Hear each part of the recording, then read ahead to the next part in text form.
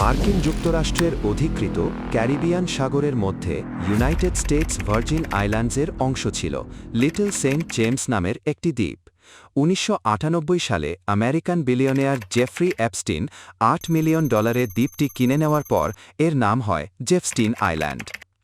বাইরে থেকে দেখলে এই ব্যক্তিগত দ্বীপটি যেন একেবারে স্বর্গের মতো। চারদিকে খুব সুন্দর সৈকত, প্রচুর সবুজ গাছপালা। দ্বীপের মাঝখানে ছিল একটি বিলাসবহুল বাংলো, যা দেখতে রাজপ্রাসাদের মতো। এছাড়াও ছিল দুটি বড় সুইমিং পুল এবং এমনকি একটি হেলিপ্যাডও।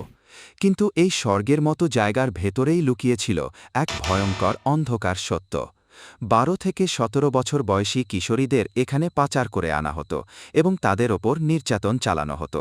এই মেয়েরা এখান থেকে পালিয়েও যেতে পারত না, কারণ চারদিকে শুধু সমুদ্র।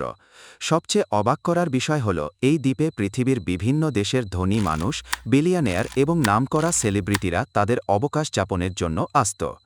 ২০১৯ সালে কুখ্যাত অপরাধী অ্যাপস্টিনের গ্রেফতার এবং মৃত্যুর পর দ্বীপটি পরিত্যক্ত অবস্থায় পড়ে থাকে। এরপর ২০২৩ সালে এটি $৬০ মিলিয়ন বিক্রি হয়। অ্যাপস্টিন ফাইল ডার্ক ওয়ার্ল্ডকে সবার সামনে উন্মুক্ত করে দিয়েছে।